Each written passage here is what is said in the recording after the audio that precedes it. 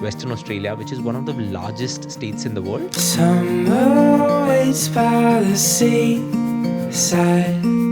Open roads lead the way. Typically, when you think of lakes, you think of the color blue. Yeah. But in Western Australia, you have pink lakes. You have the Hutt Lagoon. What are the pinnacles? The pinnacles are these beautiful limestone formations, and they have been created over thousands, millions of years. One thing that you must see in Western Australia is a quokka, and they're known to be the happiest animals on earth. If you think about Western Australia, has a coastline of about 12,500 kilometers or something. That is like way more than India's coastline. Twice, I guess. Australia has some of the whitest sand that you can find. Actually, in Western Australia, you can see camels. What?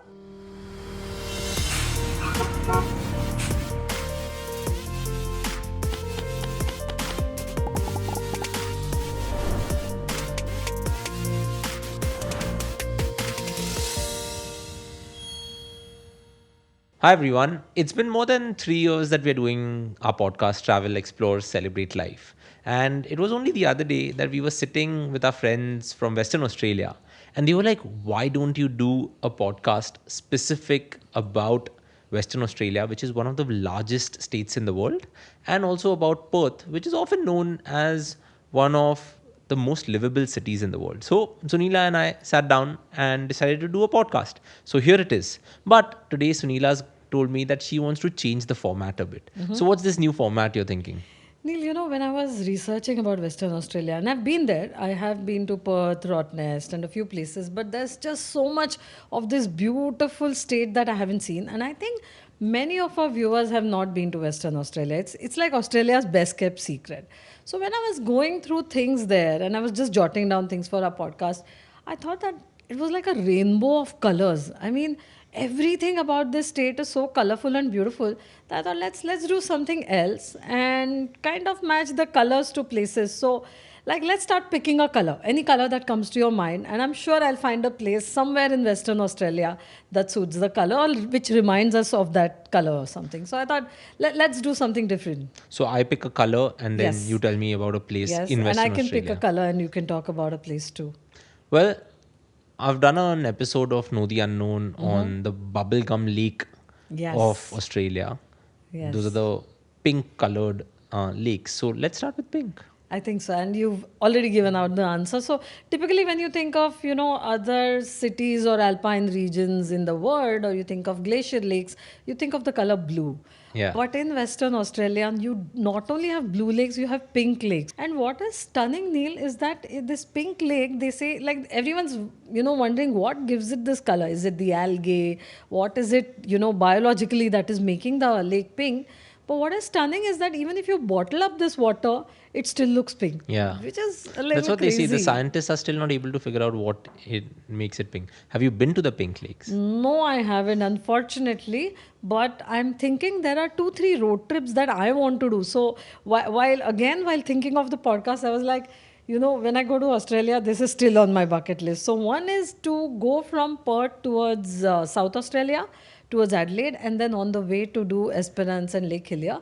But I think the best ways to see it would be from the sky. And that's how I have seen them. Wow. Like that's one thing that amazing. I've done and you And haven't. that's by fluke, right? By fluke, chance. Yeah, by fluke, by chance. So here I'd like to say that, there's a direct flight from Mumbai to Melbourne, right? Right. Air India has that.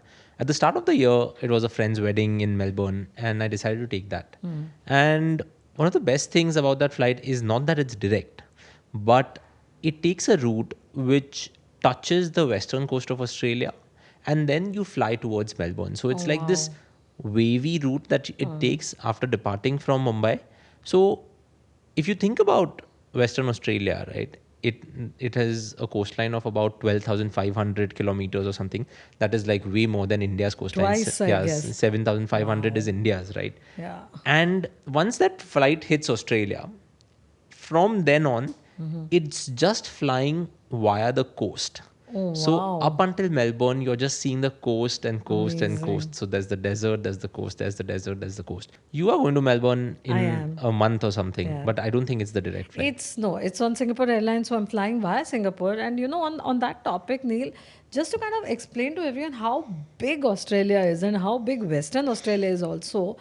So Perth, which is your gateway point into Western Australia, is actually the same time zone as Singapore. And Yep. Sydney is 3 hours ahead of Perth. So just that itself should tell you, like, even the time difference between India and Singapore is just 2.5 hours. Yeah. So which means So, Perth is just two and a yeah, half hours ahead yeah, of India. which is That's pretty good. amazing. So going from Singapore, you're going to Melbourne, of course, but going to Perth is going It's to take quite you what, easy. 5.5 hours? Something like that. And Yeah. going from Singapore to Sydney or Melbourne often takes about 7.5 Yeah. hours. So And that's why I think when you're planning Western Australia, of course, it's a great idea to combine it with Sydney, Melbourne, if you want to do like an all of Australia thing, which is what our tours Yeah. do. But if you do have the time, then you can even just combine it with Singapore or just go to Western Australia itself, because you can do a 15-day trip and still not and see still have everything. still have a lot to do. Yeah. But chalo, first Yes, one let's was go. pink. Yeah. Now let's take the second color as maybe white. Okay. So, Australia has some of the whitest sand that you can find. So, near Esperance, you have Lucky Bay, Okay. and that is supposed to have one of the whitest beaches not only in Australia but in the world. And here you can even see wild kangaroos roaming around. So, that is really stunning. The other one, of course, is in Broome, and Cable Beach is the other place that you can see white sand. But Lucky Bay, I think, with its stunning white sands, those are the photos you want. That is the kind of a beach holiday that I would want to go on. But So, would you say that like these would be the only two beaches, or if you do a road trip, you'll just find hundreds of beaches because the coastline is so long? Neil, there are too many to name here. Yeah. And like you said, the coastline is really long. So, of course, there are many beaches, and maybe you'll find your own little Yeah, private like the beach. private beach which you Yeah. pay a fortune for over here. Like Exactly. yeah. Like, because it's just miles and miles and miles of beaches. So, like you said, when you were flying and you saw the coastal road, when you're driving, you can actually do the coastal routes as well. And then stop by where you see something and all you see is maybe kangaroos and no people. So, Yeah, I that- think it would be, a lot of places, but Lucky Bay is definitely something that is said to have one of the best white sand beaches in the area. Okay, so if you're talking about beaches, let's talk about the water. So the next color is blue. Right. And I will go by my personal experience here, because again, Australia, anywhere and everywhere you see the water's blue. But the Indian Ocean, because Australia has 3 oceans surrounding it. You have Yeah. the Pacific Ocean, to the east, you have the Southern Ocean to the south, and to the west is the Indian Ocean. And the colors of the Indian Ocean are just something to be believed. So when I was on Rottnest Island, and Rottnest Island is this beautiful pedestrian island, it's car free. And to get here, you have to come from Perth to Fremantle, which in itself is a really pretty city. It has a lot of historic charm. So it has this old road and, a lot of preserved colonial architecture. You can have a cappuccino, you can have beer, you can have lots of other things to just walk around this place. They have a prison too, which you can visit Yeah. in Fremantle. And then from Fremantle, you take a ferry and you reach Rottnest Island. Okay. And it's really special for me because some of the best blues is what I've seen is on Rottnest Island. And again, I would have probably missed it because, this was when I was the Aussie Specialist Ambassador and we had gone there and there were 2 other girls from Singapore and Malaysia. We landed on the island and when I asked her where's the transfer, she just smiled at me, our Western Australia friends, and she said, the cycle. And I said, I haven't cycled in years. I So don't it's a know. car-free island. It's a car-free island. So I said, I don't know if I can last on a cycle for that long. And she said, but there's no option. You have to cycle. Of course, there are other ways to see Yeah. it. But it's fun when you can do things on your own. So I actually had cycling practice as soon as I landed for like 10, 15 Wow. minutes. And then I cycled But through I'm the glad that island. you say that, because if someone's going to Rottnest Island and if you really want to witness it, it's always good to know that, Yeah. you should know how to ride a cycle or a A rider bike, cycle, right? there is a bus. There is a bus that takes you around the island. But, But it's more exploring fun. an island on yeah. a cycle And is after 20 just- yeah. minutes, I was fine. And I said, I think I can deal with things. There was no traffic. There's a Segway ride. There are lots of activities to do here. So people really enjoy Rottnest Island. So and the colors that I've seen from there, I think all shades of blue. So my pick for blue is Rottnest Island. Of course, I'm sure our Western Australia friends will say, what about Ningaloo Reef? Yeah. Because you're right at the reef and it is a fringe reef. So it's right along the coast. And again, various shades of blue.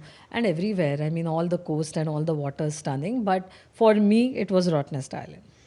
Well, I was just trying to think of the next color, but I mean, we've spoken of blue, Pink and white and blue. Three colors gone. I often use the colors red, yellow, blue, green as like the first ones that I would Yeah. ask you. So let's take yellow, or like, I'm sure because it's beaches and all of that, golden. So yellow and Yeah. golden, what comes to your mind? So Neil, when you talk of yellow, I would or gold, I would think of the pinnacles. What are the The pinnacles? pinnacles are these beautiful limestone formations, and they have been created over, I guess, if not thousands, millions of years. And they are standing in the whole desert area. And from Perth, you can drive there and see it. It's about, I think, 2-3 hours from Perth, and you can go out there and see the pinnacles and come back, or you can stay there, go north, see the pinnacles, and then come back. So it's like this stunning place, and the best time to see it, of course, is at sunset or sunrise, Yeah. and the whole place turns this golden yellow. So it's really pretty, and that's definitely something you shouldn't miss. And the other gold would be all the outback region in Western Australia, because with the desert there and the stones and the gold color at sunset is just amazing. So that's not something you want to miss. You talk about this outback region and all of that, and what really comes to my mind is this crazy fact that I found was that, let me ask you, like, what is the most popular rock in Australia? Uluru. Uluru, right? Yeah. Or Ayers Ayers Rock, as they call Yeah. it. Sitting right at the Yeah, and center it's of often Australia. thought of that like that's the largest rock in Australia, Correct. but it's actually Mount Augustus in Western wow. Australia, Yeah. which is the largest rock, I think, in Australia or even the world.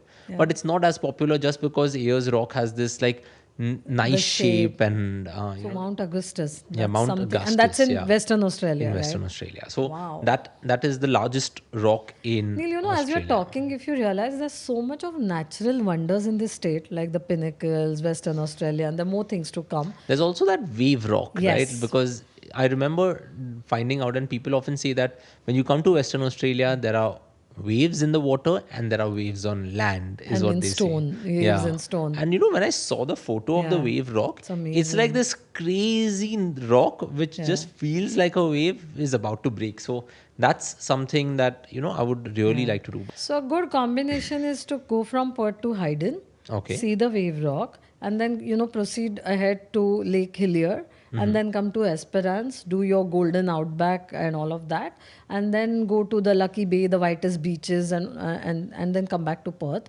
Like it's about But 4 hours to here- Haydn Wave Rock from Perth. Remember that Road, episode we did on the Indian Pacific train Yes. where you go from Sydney to Sydney Perth? to Perth. And then when we were discussing that, I remember that, as soon as you hit Western Australia, Yeah. you reach a town where the population is 4 The people. ghost town. Yeah. You reach Western Australia, and the train track is the longest straight train track in the world. And one of the coolest things was that you start in Sydney, which is on the Pacific Ocean, and you come to Yeah. Perth, and that hits the Indian Ocean. So Right.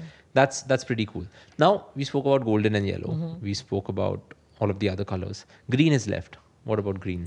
So Neil, when I think of green, in Australia, it has to be the wine regions. Yeah. And the wine regions are just stunning. Like if you go and see them in all their beauty, you can actually even stay there too. So two places again. One is very close to Perth, which is Swan Valley, and the other is Margaret River. And the entire Margaret River region is known to be so beautiful, and it has all these beautiful wineries, so you can go wine tasting. So for green, I want to go with the wines out there, because they're also known to be some of the best wines, and the area is not just pretty to look at. You can come back with your bottle of wine straight from the source. I always used to think that Western Australia didn't have enough wine, but as I went deeper researching about it and I came across Margaret River, I actually started adding those wines on my list, so that at some point whenever I go there, I really want to taste different types of wines that are there. So that's pretty cool. Now I've also heard of something known as the horizontal falls, Yes. right? And that's in a region called Kimberley. Yes. Have you been there? No, I haven't, because you have to take a flight. I didn't have that much time. But I saw photos and I was like, wow, that Yeah. that ride is definitely worth it. Like, It's really worth it. It's beautiful, and the whole of Kimberley region has this whole a lot of adventure, wilderness. You can do the Gibb River Road and actually drive on it, and the photos you'll see it's also kind of red in color. So, your color red can also be ticked off there Oh, yeah. because of the red sand. And it's a beautiful region to explore. So, Kimberley definitely is something that you should go to. The horizontal falls happen when the tide is high and the waters come rushing in. And the best way to see it again is a seaplane, because then you can view top down. Every time someone's going to Australia, I always tell them, if there is a jet boat experience in the place that you're going to, just do it, because they go in water that is very shallow and they just go super fast, and that just feels like you're in a, not technically, but yeah, in a Formula One car, like, because it's On going water. on water, Yeah. right? Because it's just On gliding. water. So Yeah. that's pretty cool. Okay, we've discussed colors now. Yeah. Let's take a break. And on the other side, I want to come to the animals that you find in Western Australia and also the modern vibe that we get there. Right. Okay, so let's take a break. If you're enjoying this discussion on Western Australia, then be sure to check out Veena Word's All of Australia tour. It's a 14-day tour that covers 11 cities, and of course, the Veena Word tour manager is always with you.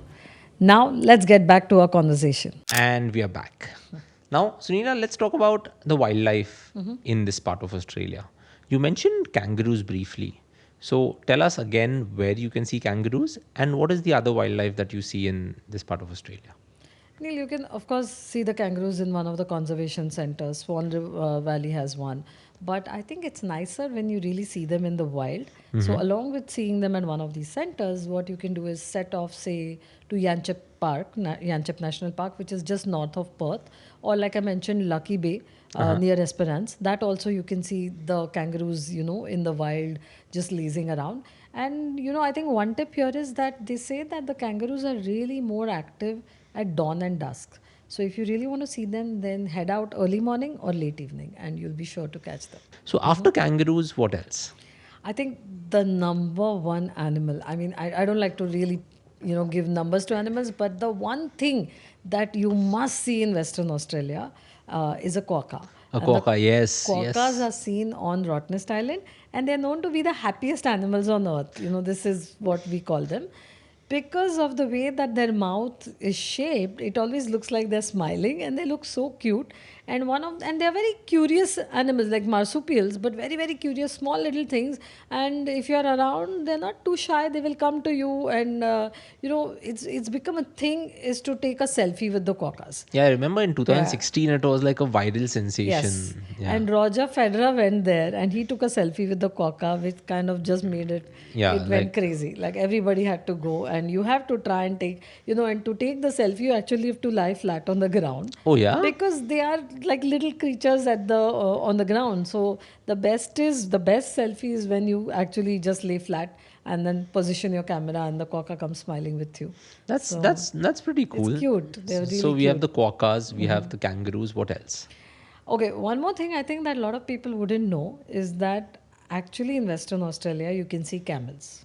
What? Yes. So I you was in can Dubai see- recently, like 3 days ago, and yes, there you can find camels. But how come Western Australia? So Neil, in Broome on Cable Beach, you can actually take a camel sunset ride.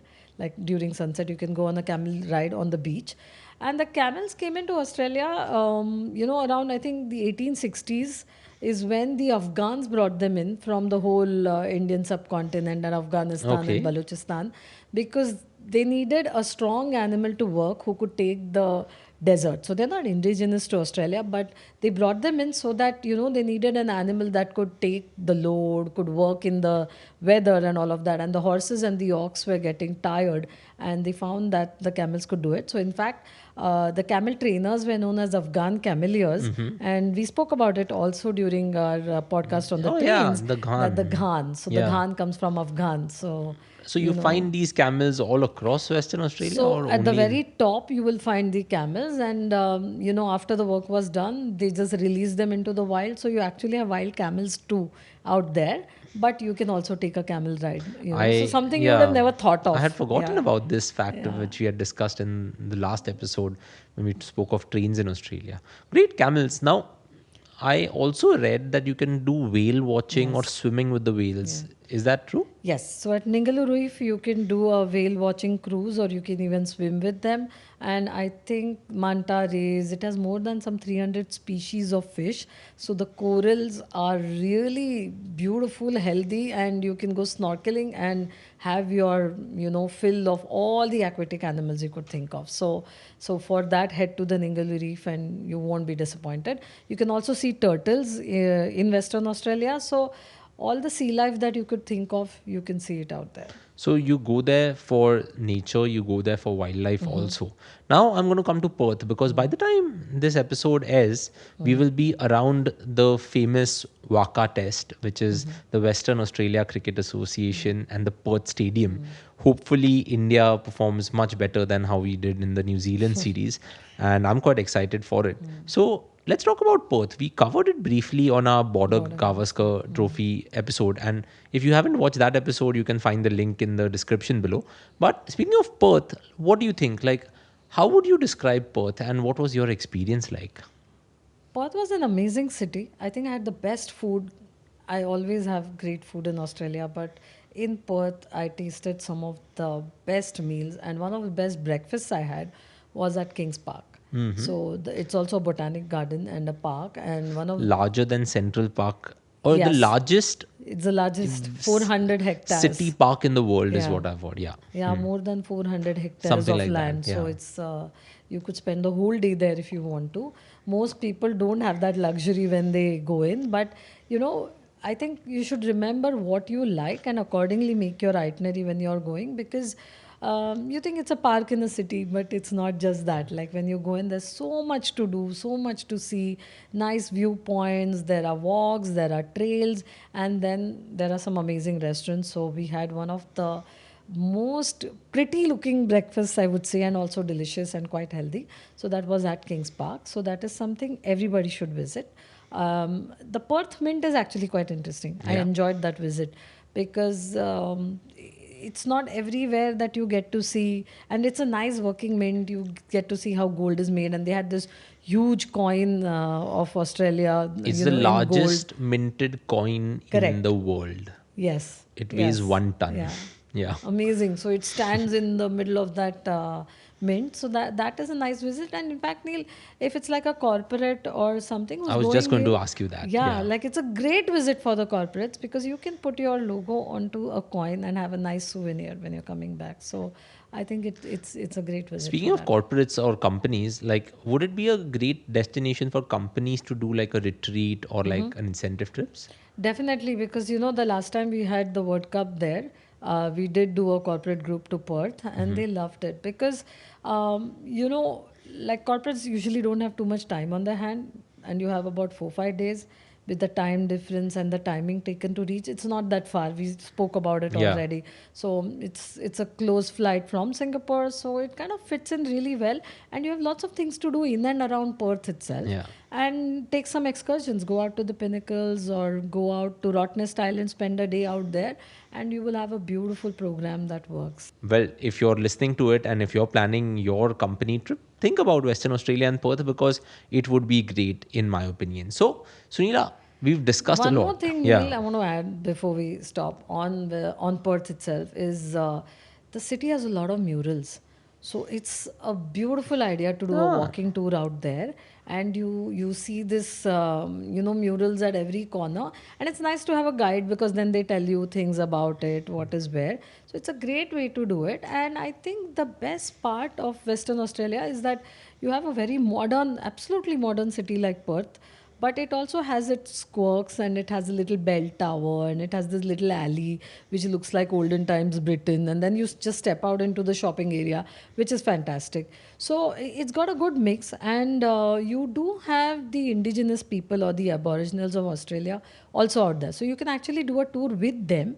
And they have so many stories to tell. Like, for example, the Pinnacles, they say that, the Aboriginal story is that the pinnacles are nothing because they stand like towers, right? Yeah. Like thin, long towers. So they say that these were the fingers of the travelers who did not respect the sacred land. And just came onto they our are frozen in time. So, interesting stories like that is something that you will listen to. I think I would definitely say if you're going to Perth or Western Australia and then you've heard this episode, you're well prepared to go to Western Australia. Have we missed out anything, Sunila? Or if someone is going, what are some tips and tricks that you would like them to take from you? I think planning, like you said, the timing and everything is really important. And weather-wise, you could go at any time because the winters are not that severe, so you can still enjoy it. Um, one of I saw one photo, and I think it was so stunning that I tried to see what it was. And if you're planning to go next year, then that's something to keep it in mind. So between March to October, if you are on a full moon in Broome, there's a point where you can go and where the full moon, when it's rising from the water, because of the mud flats and the water's low there, it looks like a staircase. And this Oh, phenomenon is called the staircase to the moon. oh, And that's then the pretty city cool. sets up some little stalls and other things there. Just So, celebrate around it. yeah, so if you're doing that next year, then plan it between March to October and don't miss that. March to So, I October. would say don't just stick to Perth, go beyond, like, take a flight to Broome, you do Broome, drive around, come to Kimberley, and then go down and experience the rest of Western Australia also if you have the time. Awesome. I think that's a great trip and great tip, I would say. And I was just thinking about it. Probably if we do go to Australia next year, it could be Raya's fifth or sixth country. So I'm quite excited. My Yeah. nerdy self has already started listing down the aircrafts that she's gone on, hotels that she's Amazing. gone.